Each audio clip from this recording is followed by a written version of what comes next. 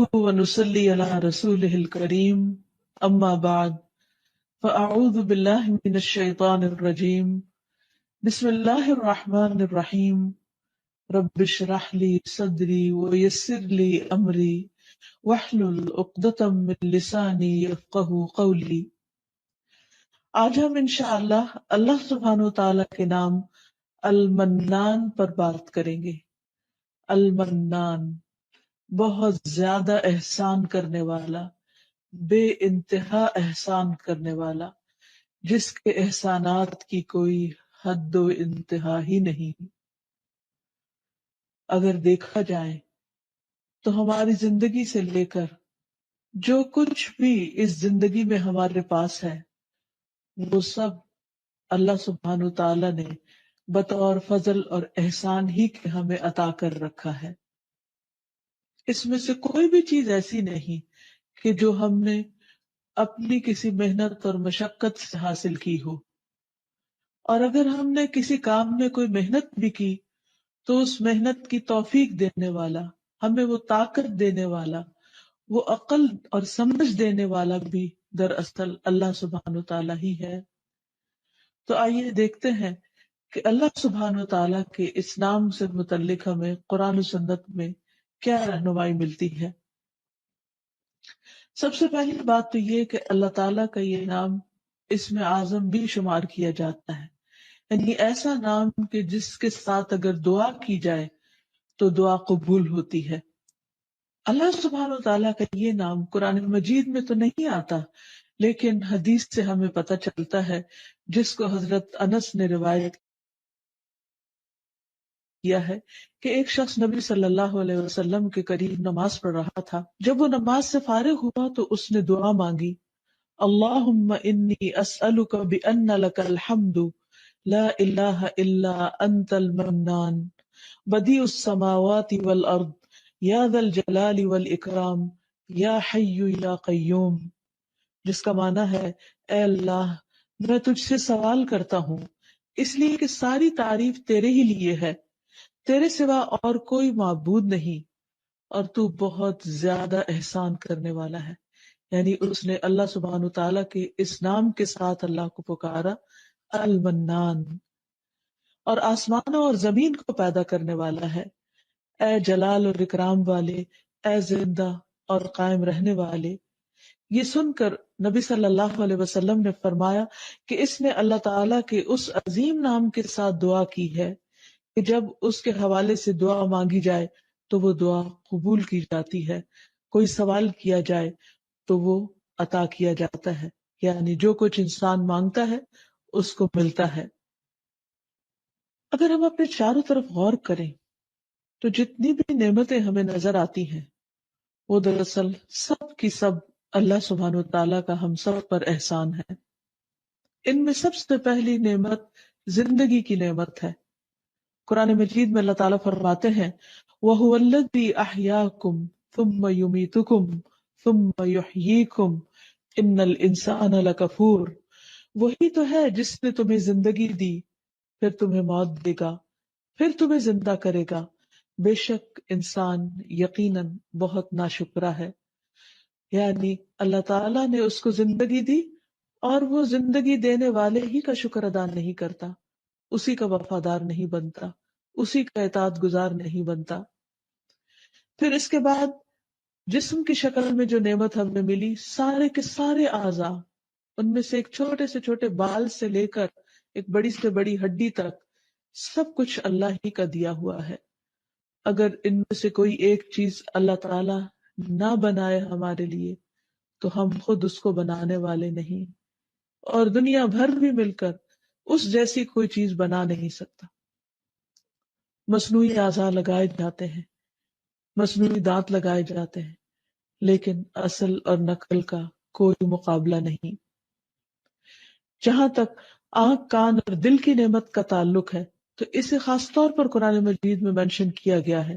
فرمایا، قُلْ هُوَ الَّذِي أَنشَأَكُمْ وَجَعَلَ لَكُمُ السَّمْعَ وَالْأَبْصَارَ وَالْأَفْئِدَةَ قَلِيلًا مَا تَشْكُرُونَ، آپ ان سے کہیے کہ اللہ ہی ہے جس نے تمہیں پیدا کیا اور تمہارے کان آنکھیں اور دل بنائے مگر تم کم ہی شکر ادا کرتے ہو۔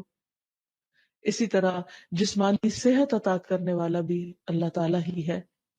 نبی صلی اللہ علیہ وسلم فرماتے ہیں کہ دو نعمتیں ایسی ہیں کہ جن کے بارے میں بہت سے لوگ دھوکے میں ہیں اور خسارے میں ہیں، ان میں سے ایک صحت اور دوسری فراغت، کہ انسان ان نعمتوں سے، اللہ تعالیٰ کے ان احسانات سے صحیح فائدہ نہیں اٹھاتا۔ پھر اسی طرح اللہ تعالیٰ نے ہمیں رہنے کے لیے گھر دیے اور ان گھروں کو باعث سکون بنایا۔ ہم دیکھتے ہیں کہ جانوروں کے پاس بھی گھر ہوتے ہیں، لیکن کہاں ان کے گھر اور کہاں انسانوں کے گھر۔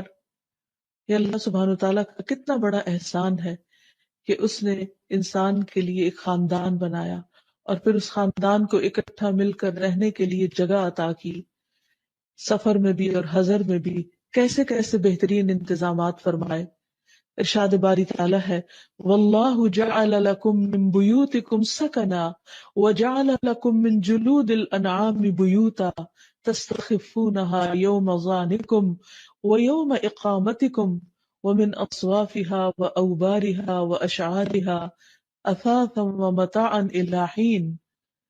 اللہ نے تمہارے لیے تمہارے گھروں کو جائے سکون بنایا اور چوپایوں کی کھالوں سے تمہارے لیے ایسے گھر یعنی خیمے بنائے جنہیں تم نقل مکانی اور قیام دونوں حالتوں میں ہلکا پاتے ہو، یعنی ہلکے پھلکے گھر ہیں تمہارے، اور ان کی اون، پشم اور بالوں سے تمہارے لیے گھر کا سامان اور کچھ مدت کے لیے معیشت کا ذریعہ بنایا۔ یعنی اللہ تعالیٰ نے جانوروں کے ذریعے تم پر بے شمار احسانات کیے کہ ان کا گوشت بھی کھاتے ہو، ان کا دودھ بھی پیتے ہو، اور ان کی ہڈیوں کو بھی استعمال کرتے ہو، اور ان کی کھالوں کو بھی، اور ان کے بالوں کو بھی، اور اون کو، ان ساری چیزوں کو تم اپنی ضروریات زندگی میں استعمال کرتے ہو۔ یہ سب کچھ کس نے پیدا کیا؟ اور ایک جانور کے اندر اتنی بے شمار چیزیں انسان کے فائدے کے لیے، اور پھر کچھ جانوروں پر سواری کا انتظام بھی کیا، اور ایسی ایسی جگہوں تک انسان کو پہنچایا جہاں انسان اگر خود اور اپنا سامان سر پہ اٹھا کے جاتا تو سخت مشقت میں پڑ جاتا۔ اسی لیے سواریوں کا بطور خاص ذکر کرتے ہوئے اللہ کا شکر ادا کرنے کو کہا گیا۔ وَالَّذِي خَلَقَ الْأَزْوَاجَ كُلَّهَا وَجَعَلَ لَكُم مِّنَ الْفُلْكِ وَالْأَنْعَامِ مَا تَرْكَبُونَ لِتَسْتَوُوا عَلَى ظُهُورِهِ ثُمَّ تَذْكُرُوا نِعْمَةَ رَبِّكُمْ إِذَا اسْتَوَيْتُمْ عَلَيْهِ وَتَقُولُوا سُبْحَانَ الَّذِي سَخَّرَ لَنَا هَذَا وَمَا كُنَّا لَهُ مُقْرِنِينَ وَإِنَّا إِلَى رَبِّنَا لَمُنْقَلِبُونَ۔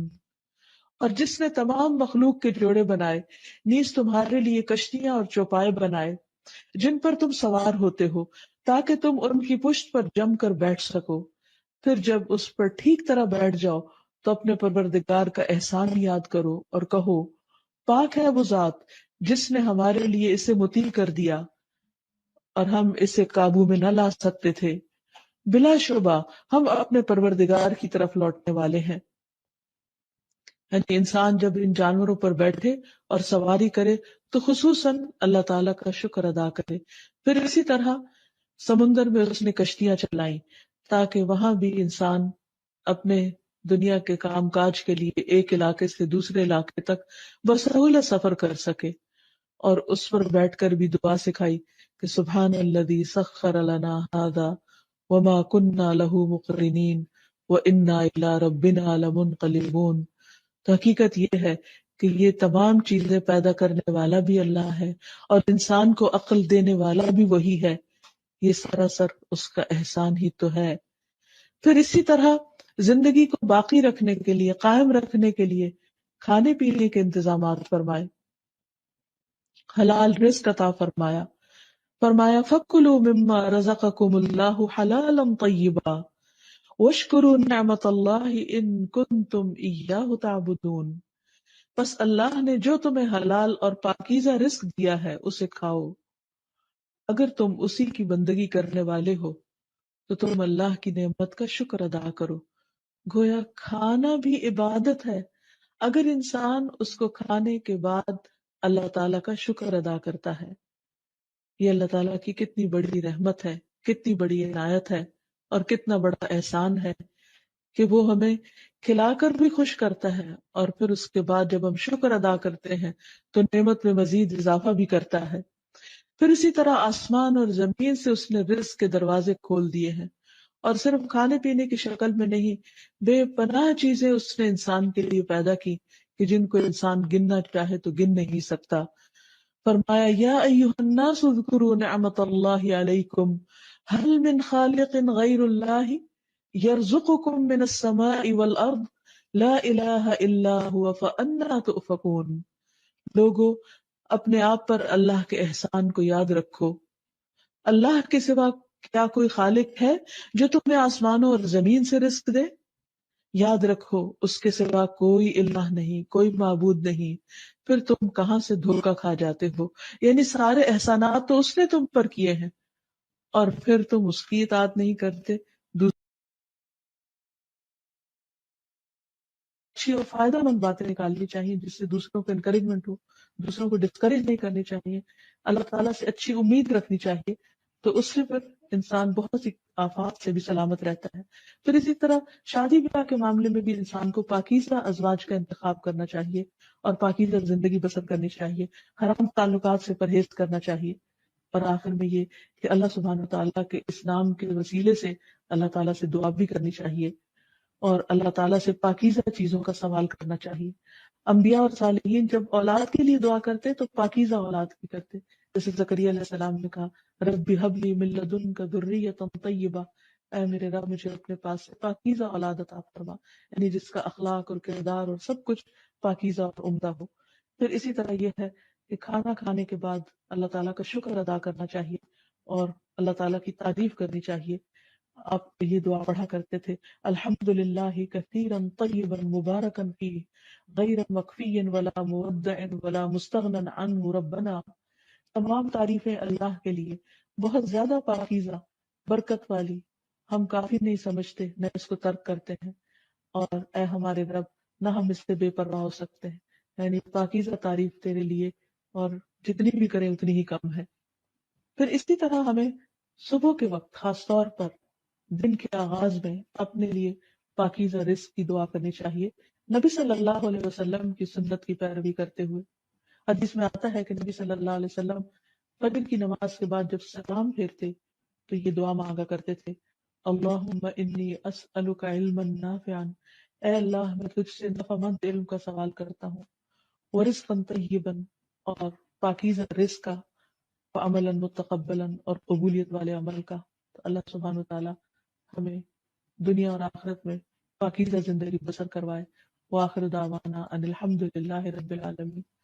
سبحانک اللہم وبحمدک، اشہد ان لا الہ الا انت، استغفرک واتوب الیک۔